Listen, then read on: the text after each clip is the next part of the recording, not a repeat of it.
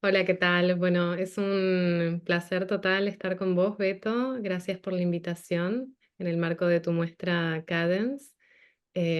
¿Cómo estás?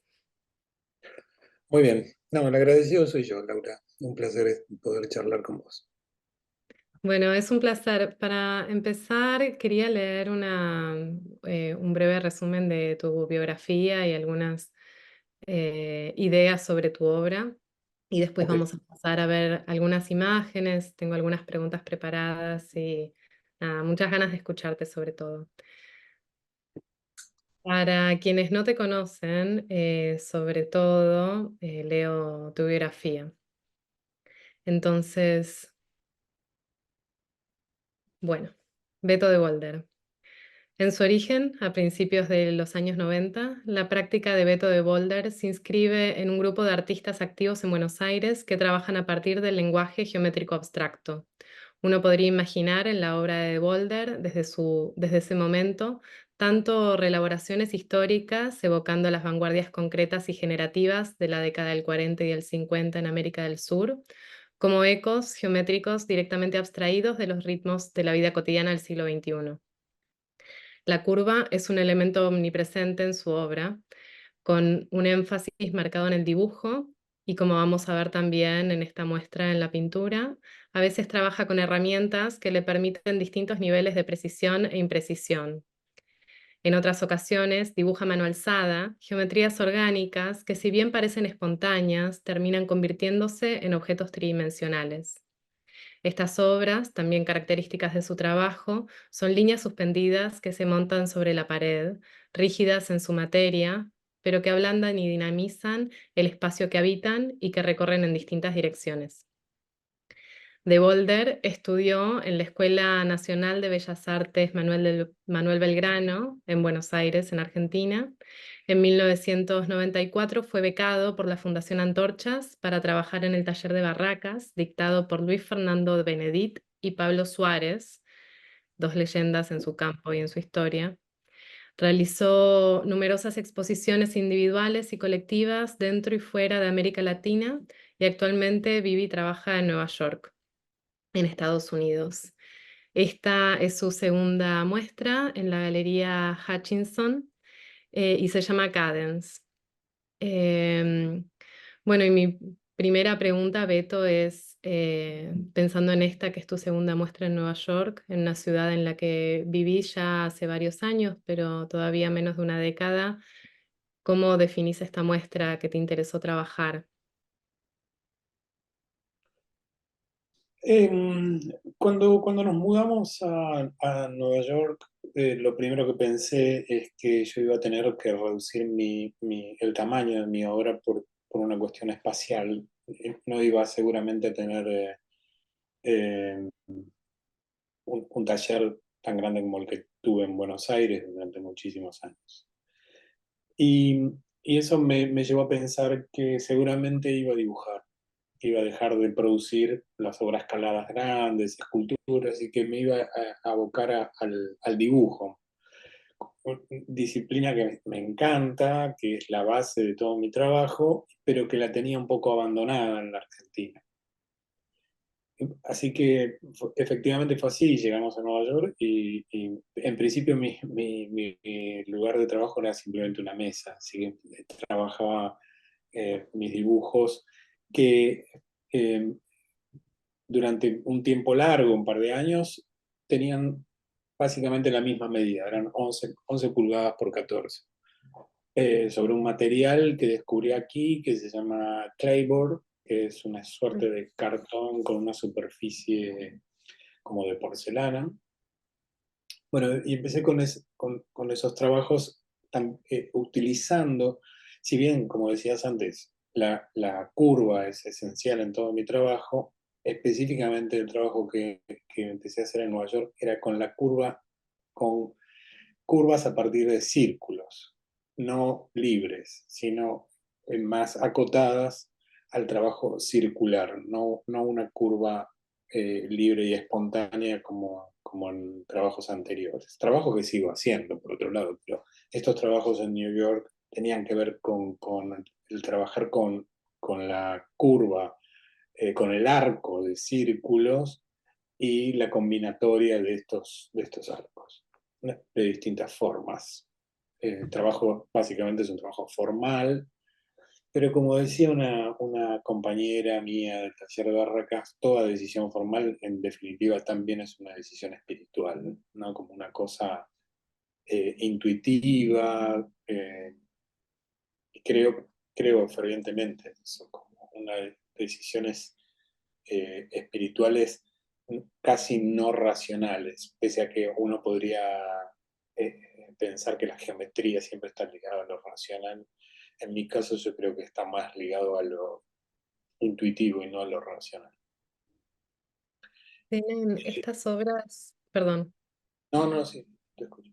No, te iba a preguntar en base a esto que comentás sobre algo medio engañoso que yo encuentro en las obras, sobre todo en estos dibujos, pero en muchas de las obras de la muestra, que tienen que ver con esa relación entre el orden y el caos, o cierto programa y cierta organicidad, el error y la predicción.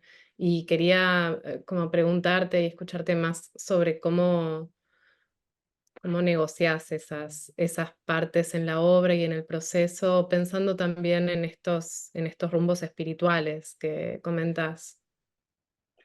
El- Durante mucho tiempo a mí me interesó un grupo, en realidad un grupo literario que es Oulipo, un grupo francés, ¿no? Donde ellos trabajan a partir de limitaciones, se ponen como límites, como trabas en su trabajo y esas trabas, según dicen ellos, son los que les dan la libertad. O sea, al tener la libertad absoluta no les daría ninguna libertad, los volvería caóticos. Pero estas trabas les abren un camino de mayor libertad. En mi caso, empecé a trabajar con esas ideas, ¿no? Como poniendo eh, algunos preconceptos. Digo, esto va a funcionar por este lado. A partir de esta serie de trabajos que están en Cadence, me fui dando cuenta de que también empezaban a suceder cosas que no estaban dentro de esa frecuencia, se me escapaban, se iban por ahí, se iban solas y me empecé a dejar llevar, ya no fue tan estricto. No, pienso en un libro de Perec donde él escribe toda una novela donde falta la letra E, Mm, ¿no?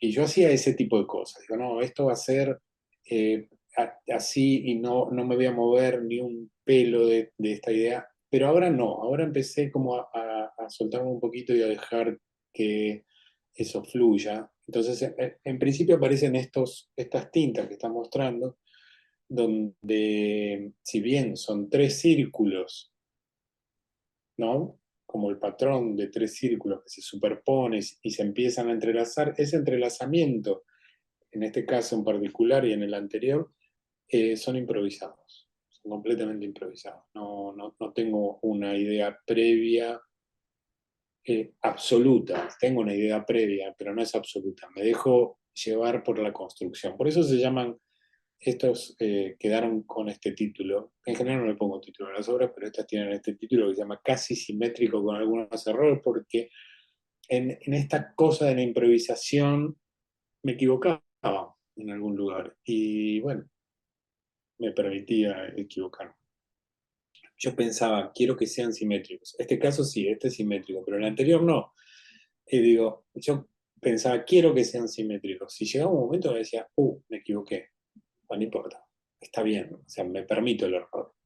Me permito el error en la construcción, o sea, estas son tintas chinas hechas con plumín y en general todos me dicen, ¿y nunca manchás? Porque que se caiga una gota de tinta podría ser un error. Por suerte, no se mancha.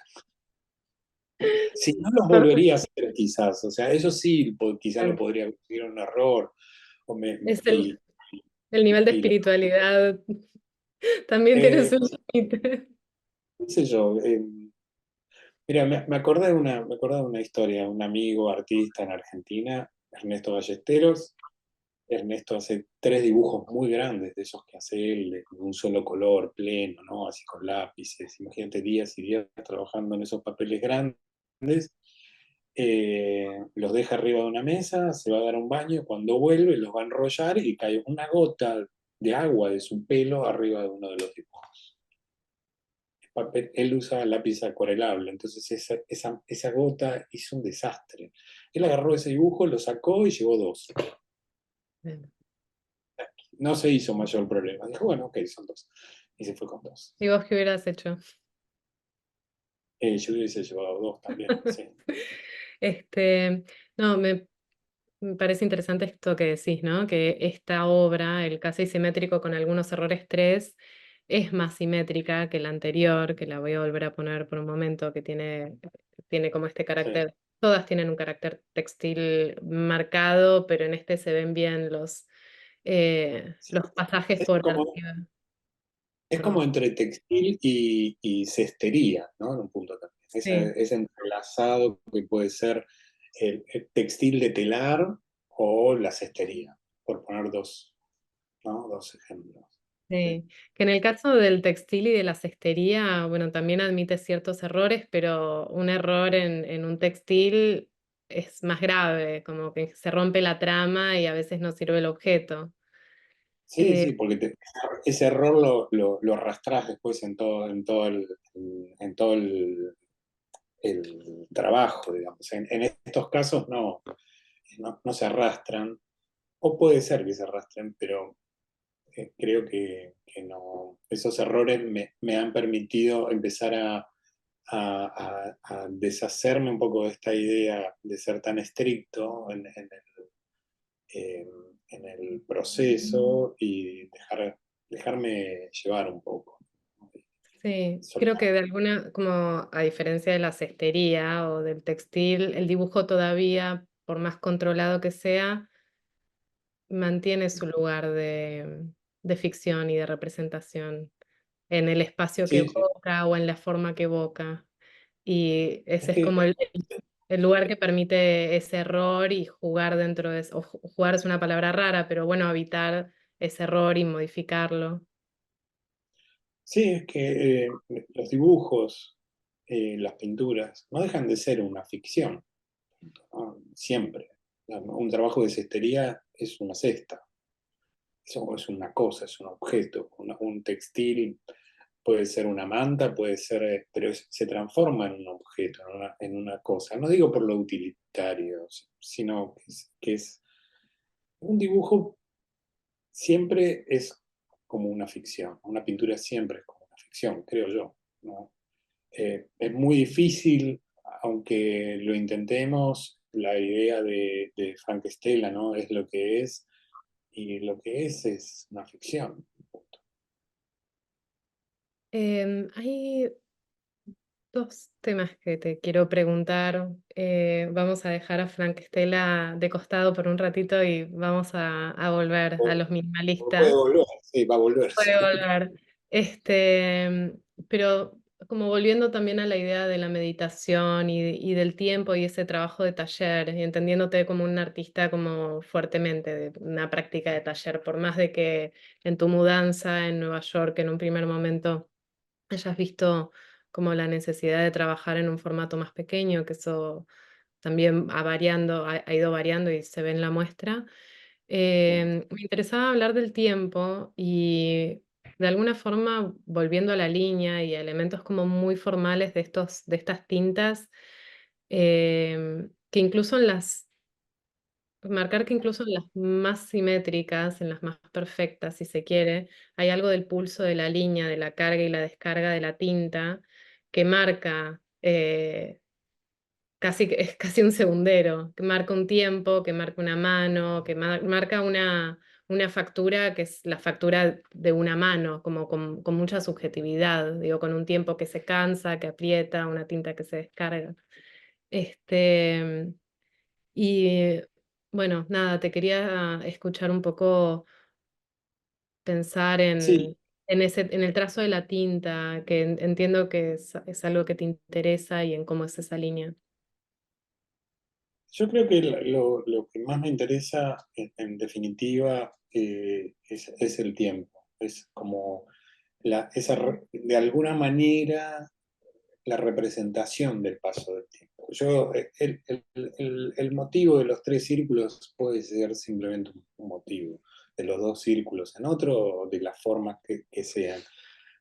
A mí me interesa mucho que se perciba el paso del tiempo en los trabajos.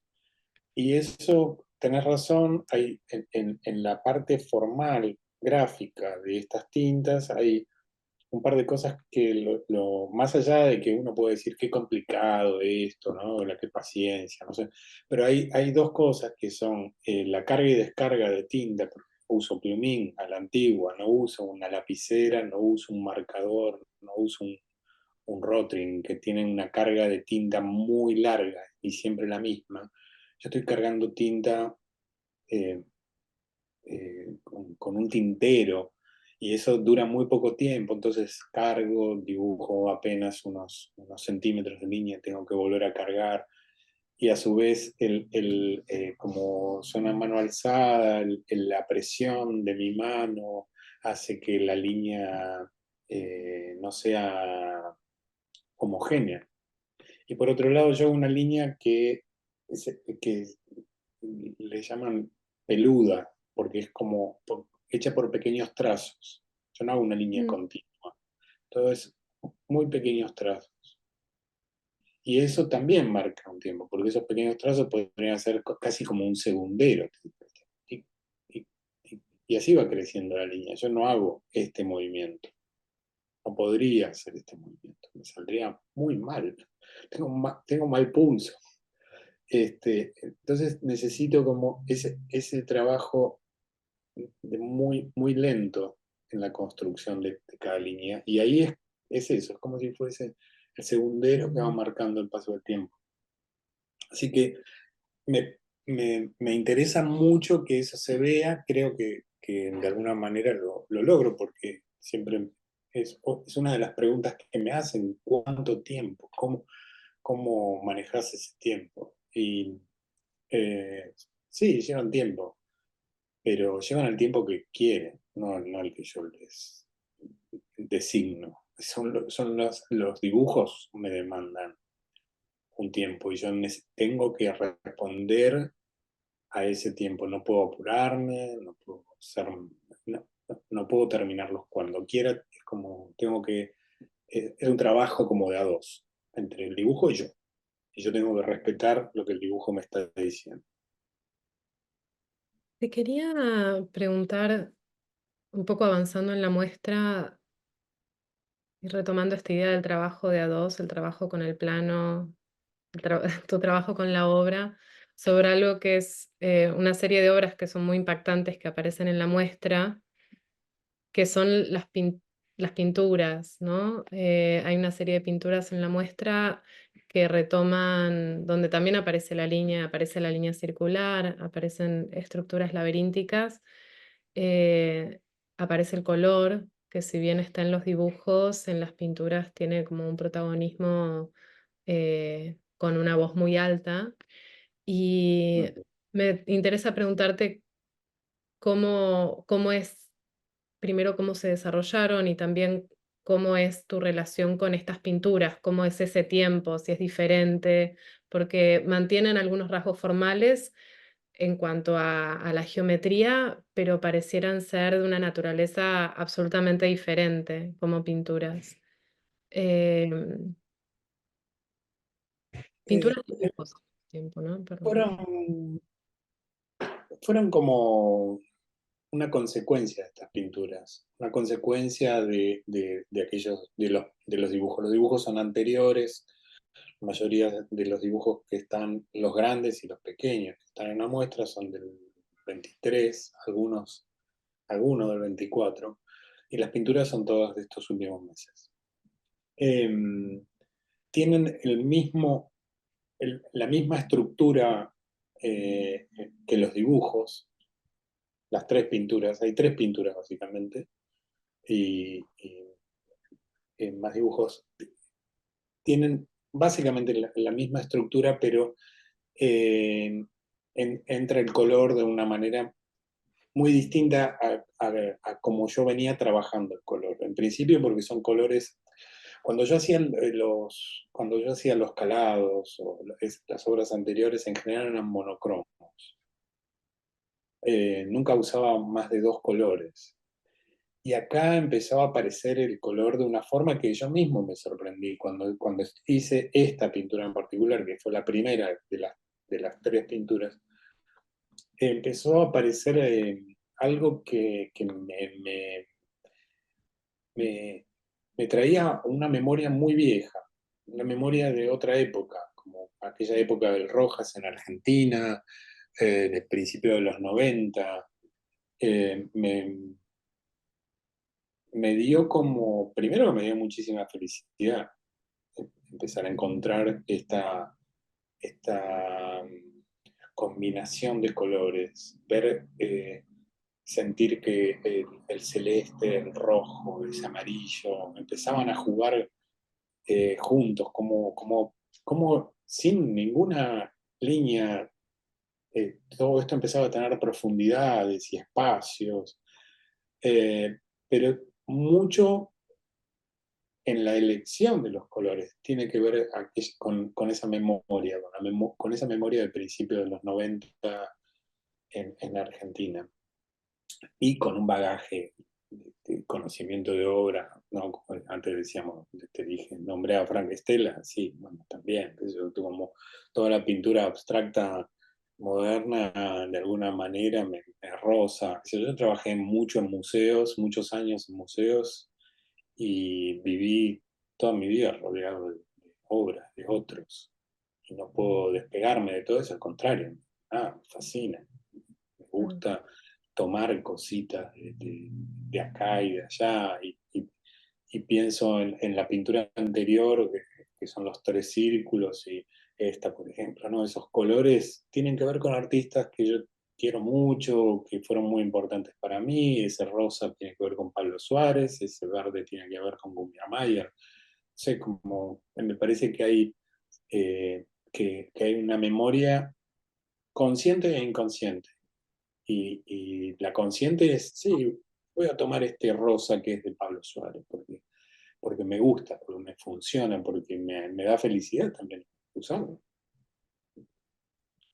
Eh, Para los que no conocen mucho la escena de Buenos Aires de los 90, em, quería como describirlo un poco más, entender cómo estos personajes, Pablo Suárez, Jorge Mayer, comentar que desde el Centro Cultural Rojas, un espacio que se fundó en Buenos Aires a fines de la década de los 80, se renovó la escena de arte contemporáneo de la Argentina, con foco en Buenos Aires de la época de las postdictaduras, trayendo una nueva sensibilidad, un nuevo lugar para expresiones y formas que estaban por fuera de la academia y que otras expresiones que no habían encontrado lugar antes. Y que es algo que nos afecta mucho y es interesante que vos perteneciste al grupo del Rojas, si bien eras muy joven, pero estuviste muy en contacto. Y nada, un poco le quiero dar un poco de contexto a esto que estás trayendo que es tan interesante, para escucharte un poco más hablar sobre cómo fueron esos años o esas estéticas para vos, más que en la anécdota, sino en cómo te influyó en tu forma de ver el arte. em, y de alguna manera pensarlo en paralelo con otro impulso que hay en tu obra, o otra relación que podría haber en tu obra, que es esta Frank Stella o el minimalismo en los Estados Unidos, ¿no? Voy a aprovechar para mostrar obras previas, esto que conversábamos antes de las líneas que cobran volumen y que son objetos en el espacio y que se montan sobre la pared y que dinamizan el ambiente en el que están y que generan direcciones y que son un firulete a mano alzada que después se convierte en otra cosa, en un objeto y en un objeto rígido. Em, y me parece que en tu obra hay una tensión entre, de nuevo, ¿no? Como entre lo programático y la forma rígida y el firulete, Sí, la sensibilidad del color, que también es una contradicción misma en la medida que el minimalismo se va desarrollando, ¿no? Tanto en los Estados Unidos como son como esas olas de la abstracción, me parece. sí, es que yo vivía, te diría que en esos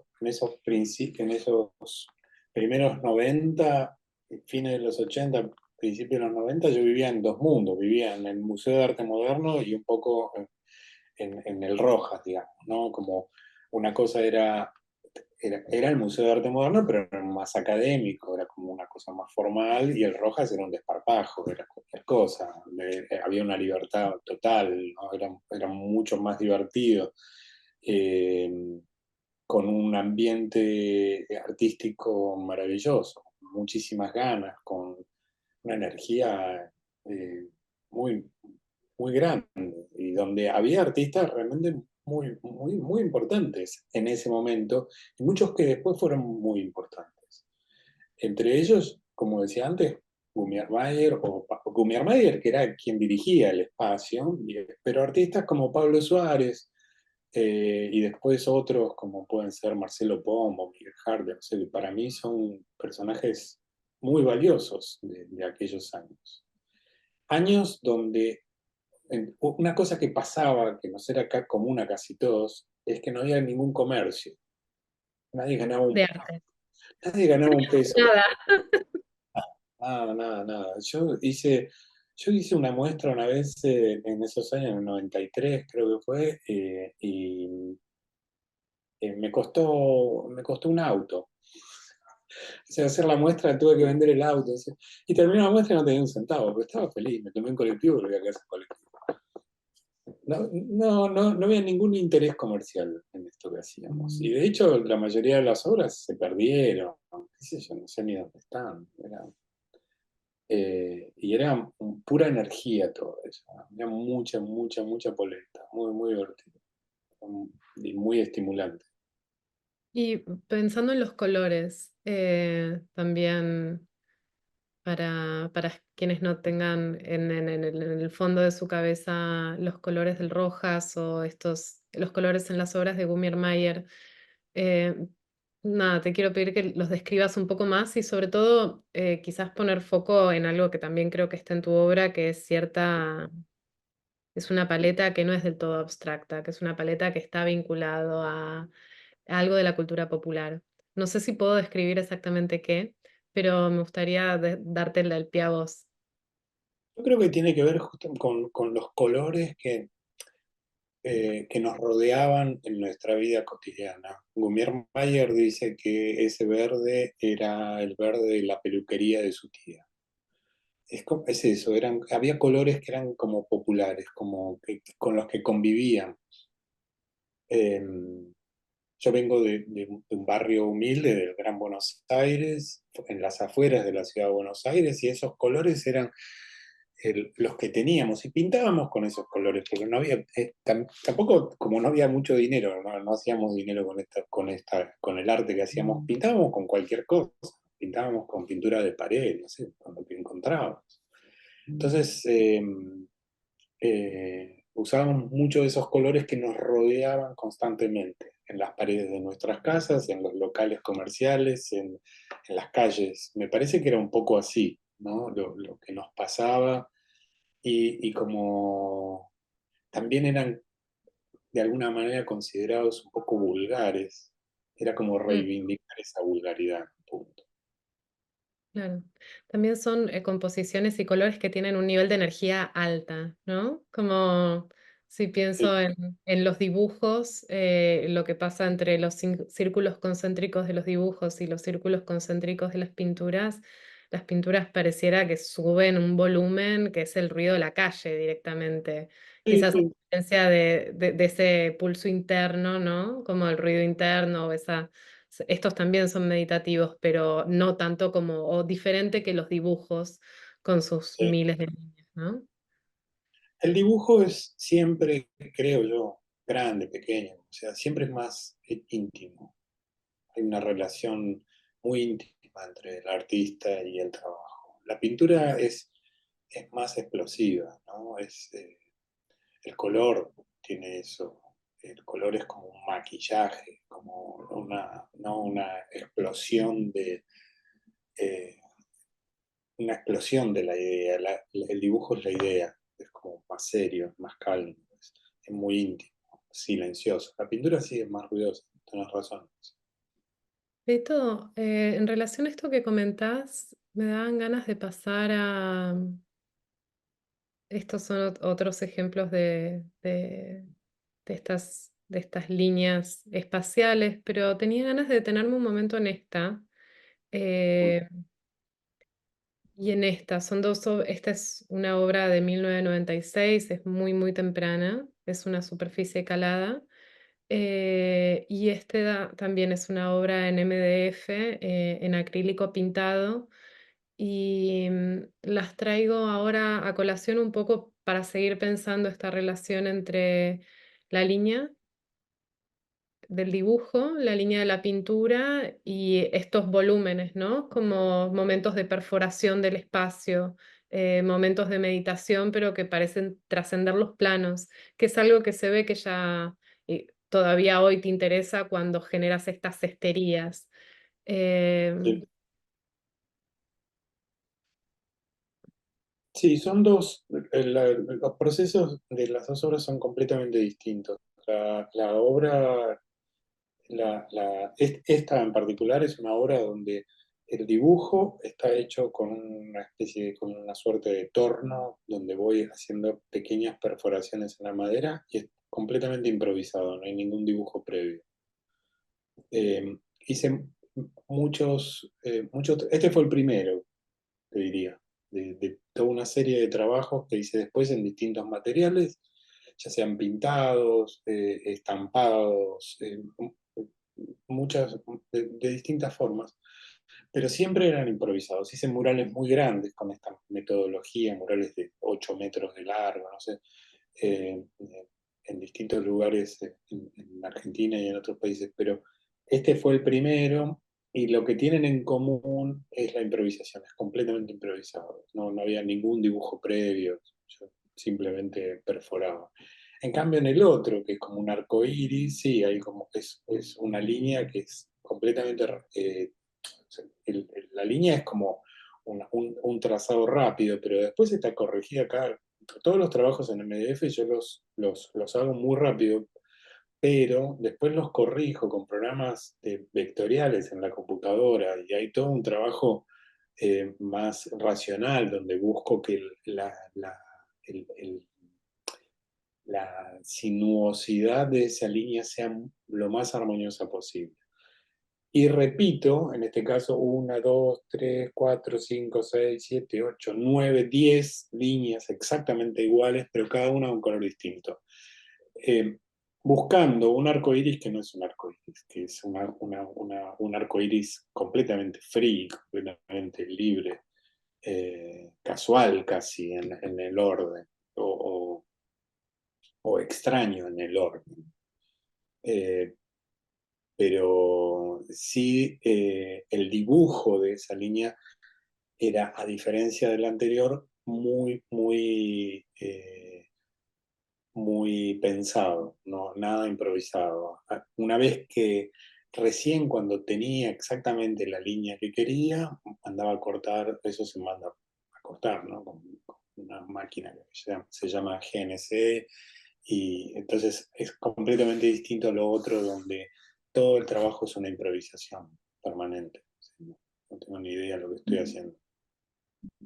¿Y hay lugar para el error en la improvisación o lo Sí, absorbo? sí, no, inclusive me han sorprendido algunos con cosas que ven la gente, porque yo qué sé, porque los voy haciendo, pero me acuerdo una vez estaba haciendo uno en Francia, un mural muy grande en una ciudad en Francia, y el curador de la muestra me dice, es muy erótico. ¿Qué tal? Sí. Y él me empezó a mostrar y me dice, mira acá, esto, acá. Este no es erótico, porque este no tiene nada de erótico, pero el de Francia había salido sumamente erótico. Y cuando él me lo dijo, dije, wow. Pero también son esas cosas, ¿no? De a veces la abstracción y la gente necesita ver algo, ¿no? Entonces, como Mm. yo acá Sí, en este vería algo en el fondo del mar, no sé, por decirte algo, ¿no? En cambio, en ese mural parecía que una imagen erótica, no sé. Sí, es como la Entonces, función misma de esa obviamente, función. obviamente hay margen al error, porque ahí había algo que se me había escapado. Es más, te diría que este trabajo tiene un error, por ejemplo, que es aquí arriba hay unos cuatro o cinco, esto me acuerdo, tal cual. No lo veo hace años este trabajo en vivo, pero tiene como cuatro o cinco agujeritos que son un poquito más grandes. Y Mm, fue porque usé otra herramienta y después dije, no, esto no, esta herramienta no es. Y después cambié de herramienta y dije, ah, ok, es esta. Y quedaron ahí esos cuatro o cinco agujeritos que son un poquito más grandes. Me cau- forma parte de otra improvisación. Nada, solamente me causan gracia. Gracias.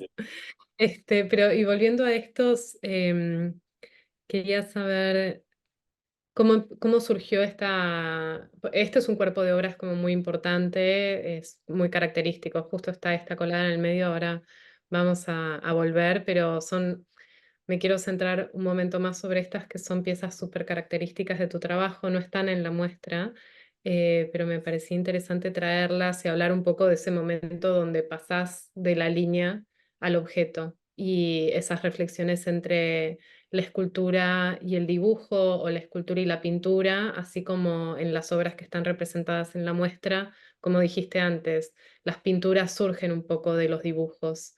Em, yo empecé a principios de los 2000, empecé a hacer un dibujo que era un dibujo siempre curvo, completamente libre, que tenía la particularidad de que eran dos líneas paralelas que crecían juntas. Siempre eran dos líneas, ¿no? O no siempre, pero la mayoría de las veces eran dos líneas paralelas que las dibujaba al mismo tiempo. Hice muchísimos de esos dibujos, los sigo haciendo, me encanta hacerlos. En algún momento dibujé eso sobre una madera y corté la madera, siguiendo estas dos líneas, y quedó una imagen parecida a esta a la que estamos. Eh, y ahí empecé a trabajar estos, no, yo les llamo calados, ¿no? Son como unos dibujos calados en MDF. Em, el proceso técnico fue variando, al principio los cortaba yo, después los cortó un señor profesional, pero que los cortaba a mano, y después actualmente los cortamos con una máquina de GNC. Y actualmente el dibujo lo hago por computadora, ¿no? Con programas vectoriales. pero es tu mano. Pero es mi mano, sí. En principio es Mano, mi mano y después con el programa corrijo algún error de la curva que no me gusta, eh, lo hago, lo emprolijo, lo retoco un poco. Y al mismo tiempo que estaba haciendo todo esto, en algún momento de todo ese proceso también me di cuenta que estas líneas podían, podían estar en el espacio, no solo en la pared, sino también en el espacio. Y empecé a trabajar con tubos, con caños, curvos, y a construir estos dibujos en el espacio a partir de caños curvos. Hay una serie de esculturas que desarrollé con estos caños que son lo mismo, son como si fueran dibujos de dos líneas paralelas. Algunos son en el espacio, otros son con esta materialidad en una pared y otros son solamente dibujos en el papel. Pero todos tienen más o menos, esos trabajos tienen todos el mismo origen. En el caso del arco iris, lo que hice fue simplificar muchísimo después ese trabajo. ¿No? Es simplemente una línea desplegada, curva pero desplegada, ¿no?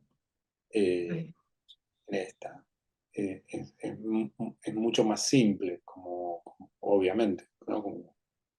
Como dibujo. En el otro, en el anterior, en el azul, ahí se empiezan a ver los círculos en este. Aquí la línea no es completamente libre, acá hay dos círculos. Y trabajo con la fragmentación de esos dos círculos y esa idea. Que es, te diría, este trabajo es del 2016, por ejemplo. Desde esa época empiezo a trabajar con estas imágenes circulares, además de las curvas libres, acotándome al círculo, y es todo el trabajo que después desarrolló mucho más cuando vengo a vivir a Nueva York, que es nosotros vinimos en el 2018. Pero como decías antes, mi trabajo es un trabajo de taller, no importa si el taller es grande o es chico, pero siempre es de taller. Yo siempre estoy en un lugar de trabajo, solo, en mi taller. Mi taller puede ser una mesa pequeña, pero siempre es mi taller y estoy yo solo en Buenos Aires tuve un taller muy grande y alguna vez tuve asistentes, pero es el interior, el trabajo, ¿no? En el interior donde desarrollo mi trabajo. Quería escucharte hablar un momento sobre algo que yo relaciono entre esta obra y este momento donde empezás a usar como círculo que es más racional, o si este momento de tensiones entre el gesto libre y la racionalidad de las formas geométricas, y de nuevo volver a los dibujos que habíamos visto al principio que están en la muestra. Em, Esta obra me hace pensar en algo que vos me comentaste y que quiero traer, que es el uso de herramientas para dibujar, herramientas para trazar formas. Y estos dibujos, de alguna manera, también son como patterns, podrían ser como plantillas si se quiere. ¿Nos puedes contar un poco más cómo es tu uso de herramientas? Y sobre todo siento como que cada una obra va pasando a la otra, sea a través de la línea, a través del color, a través de la materialidad, a través de de la situación de figura y fondo que permite ver, y siempre como que la empujas un poco más, como si fueses yendo a buscar, como pateando la pelota un poco de donde la dejaste a otra manera de pensar esa forma, esa materialidad o esa línea. Sí, Em, eh, ayer hablábamos con una artista, amiga, sobre la coherencia, ¿no? Y yo creo que inevitablemente somos coherentes en el trabajo. Me parece que mi obra, como decís, avanza, pero es avanzar, no es perder coherencia, es venir de algún lugar e ir hacia otro lugar. Igualmente no abandono en general mis trabajos, los sigo haciendo, salvo algunos que los dejé, me cansé y los dejé ahí abandonados. Dije, esto no lo produzco más, que me gustan, pero no puedo seguir haciéndolos. En general yo continúo con mi trabajo porque me parece que siempre hay algo más, siempre hay un placer nuevo en la producción. Yo soy lo que más me interesa es el momento de la producción de la obra, ¿no? El encontrar algo nuevo. Entonces retomo y avanzo en distintas direcciones y retomo. Eh, en esos años empecé a trabajar con estas formas un poco más estructuradas, ¿no? A trabajar con el círculo como imagen. Empezaron a generarse una serie de imágenes nuevas para mí que derivan todo mi trabajo actual. Eh, y, y empecé a usar, obviamente, tenía que hacer círculos, empecé a usar compases. A mí las herramientas de escritorio, las herramientas en general, pero las herramientas de escritorio, como puede ser el compás, las reglas, me fascinan, me encantan. Tengo muchas, me las invento, no sé. Por ejemplo, cuando tenía que hacer círculos muy grandes, vivía en Buenos Aires, cuando empecé a hacer círculos muy grandes no tenía con qué y me inventé un compás muy grande con un palito de selfie. Tenía de esos palitos para sacar la selfie, y con eso me hice un compás gigante que todavía lo tengo y lo uso cada tanto. Pero después, cuando vine acá, empecé a descubrir herramientas que el mercado ofrece, nuevas para mí, y me fascinan, me encantan. Tengo muchos compases, muchas reglas, me gustan muchísimo y las exploto, digamos. Les busco, también me ayudan a encontrar algo nuevo, esas herramientas. No, no solo las uso con la idea que tengo, sino a veces es un error, suponte, un mal cálculo me pueden llevar a entender que esa herramienta me puede ayudar a hacer otra cosa que no lo tenía pensado. Así que sí, me fascina. Me compraría una nueva todos los días. Es como tener una colección de herramientas, es como una colección de posibilidades o de posibles líneas. Es como Sí, sí. literalmente. Antes me pasaba con los lápices, por ejemplo, me encantan los lápices para dibujar, el lápiz grafito, ¿no? Para dibujar.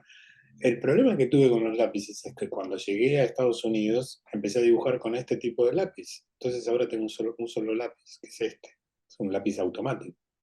No uso más lápiz de madera. Tengo lápiz de madera, pero no los uso porque esto es realmente me es muchísimo más práctico. Eh, y también la practicidad de una herramienta me parece que es importante. O sea, eh, el sacarle punta a esto, yo dibujo con ¿Es un lápiz de mina o es ese lápiz? No lo veo bien, es es el lápiz que tiene la mina no, es gordita. un lápiz de mina, lo que se llama un lápiz mecánico, pero yo Mm, dibujo con una mina muy dura, yo soy un grafito muy duro, 2H.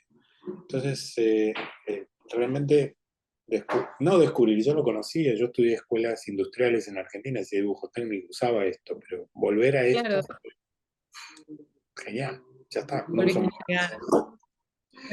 Sí uso lápiz de madera en los dibujos donde uso color. En las telas que están en la muestra, eso sí, son lápices de color. Quería, pensando en el dibujo y en la línea, y quizás eh, llegando a una de las últimas preguntas o de puntos que quería investigar en esta conversación, quería tocar esta obra, que es una obra bueno, relativamente pequeña para lo que pueden ser tus obras, que está en la muestra y que hace un contrapunto muy especial en el espacio, está como entre dos salas y es una obra que inmediatamente genera una idea de caos, porque de todo el control y de todas las tensiones entre control y descontrol que hay en cada uno de los dibujos y de pinturas de la muestra que tienen sus propias dinámicas, esta parece que es como si fuese una tangente que se va para otro lado, es como muy enigmática en ese sentido, está enmarcada, genera como una textura que es enormemente textil también, y táctil, y nada, y está como conviviendo en todo ese universo de posibilidades y de reglas que no sé hasta qué punto sos un artista que piensa en el espectador y me interesa también preguntártelo, pero es imposible no entrar en una de tus muestras sin engancharse o sin empezar a imaginar o transitar por las reglas y contrarreglas que vos estás marcando, porque son situaciones circulares, situaciones como sinuosas que uno va mirando y uno va entrando en ese tiempo y en ese espacio. Y esta es como que te lleva a otro lugar.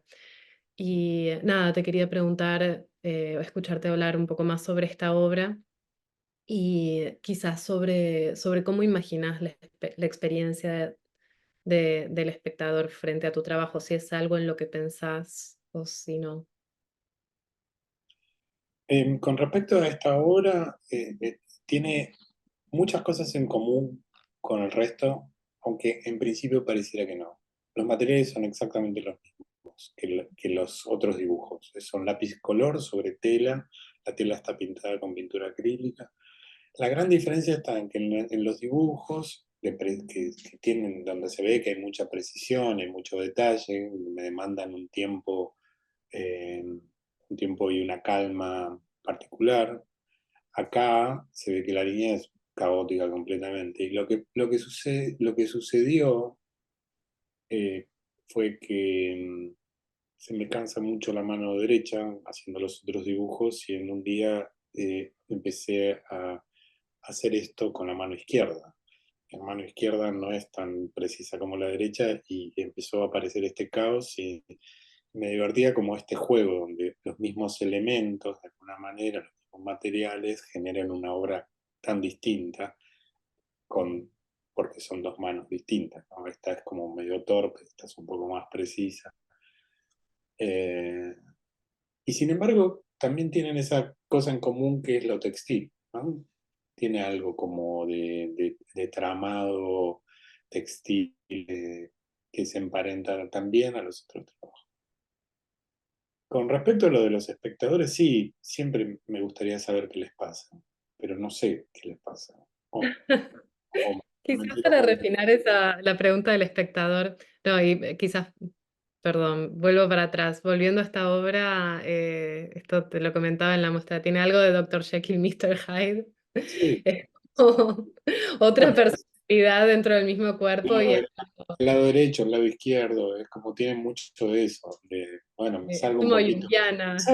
Me salgo un poquito, pero también sigo siendo yo mismo. O sea, no es que me salgo del todo, no soy otra persona. No soy tan Dr. Jekyll, pero casi, digamos. Es como el otro lado, ¿no? La otra cara de la misma moneda, en todo caso, ¿no? Sí, Hay muchas cosas en común, me parece, entre este trabajo y el resto de la muestra. También es como, en todo caso, visto en el contexto de toda la muestra, puede ser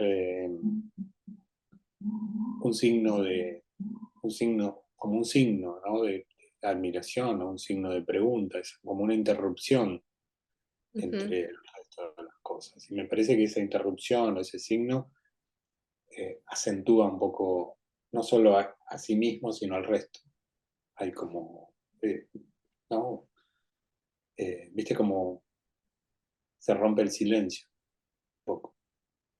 sí, sí, es otra nota y creo que trae algo interesante más en el plano visual por un lado, en su diferencia, y en el como plano conceptual, no sé si uno piensa holísticamente tu obra y cómo vos sos cuando la producís y ese momento de taller o viste esa mano que va descargando la tinta. Hay distintos momentos dentro de las obras donde se ve bien como tu gesto, tu mano y como más la mano vinculada al cuerpo. Y es una obra que tiene que ver como con un límite del cuerpo, una abstracción que surge a través de un límite de un cuerpo y eso me parece que también es súper interesante en este pensamiento como tan profundo sobre la abstracción y la geometría y el garabato y esa catalización. Em, y ahora sí, quizás para terminar y refinar un poco mi pregunta sobre el espectador, estaba pensando bastante en este tipo de laberintos, ¿no? En laberintos que el ojo recorre y que no se resuelven, donde uno entra, estas son obras grandes, ahora estamos viendo todo en una pantalla, por supuesto, pero es una obra grande y hay algo entre las figuras que están contenidas dentro del espacio de la hoja o de la pintura y las figuras que continúan y que parecen estar como generando ecos que se van hacia afuera de los bordes de la tela, que es bastante especial y que yo creo que trae en el espectador, en quien está mirando la obra, como distintas situaciones eh, de entradas y salidas, y te ponen en una situación un poco hipnótica. Y me pregunto eso, si es algo que te interesa, como que, si, que te Sí, interesa la continuidad y estás solo para redondear esta idea, estas líneas que no se resuelven, porque finalmente creo que lo que pasa en ese límite pequeño de caos que hay en los órdenes que planteas es que la figura no se agota o no se resuelve en sí misma, no cierra del todo, o por lo menos eso es algo que está pasando en estas últimas obras de esta muestra. sí, sí, pienso en eso, en particular en esta obra, obviamente o al menos lo que quiero es que se entienda que esto podría ser como el fragmento, ¿no? De un trabajo que se expande, se podría expandir. también hay una idea como circular ese laberinto, tratar de encontrar la salida en ese laberinto, que el espectador pueda jugar con eso, que no la tiene, por otro lado, No. los spoileé.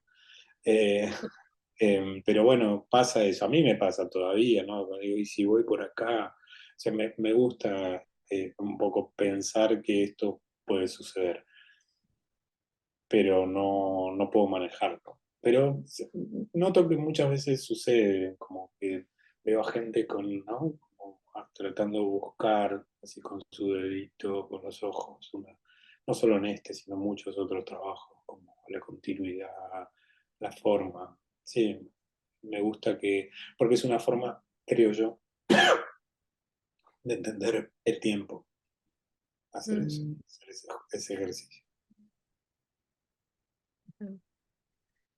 ¿Hay algo que te gustaría sumar, Beto? No, estoy contento. Eh, Bueno, entonces es nada, vamos a cerrar acá que también ya estamos en tiempo y agradecerte mucho, felicitarte por la muestra, es muy impresionante, espero que quienes todavía no la hayan visto puedan pasar por la galería y quienes no, el registro de la muestra está en la web de la galería, también se puede recorrer, se pueden ver todas las obras y nada, agradecerte por tu tiempo y por la invitación a conversar. Gracias a vos, Laura. Un placer. Nos vemos.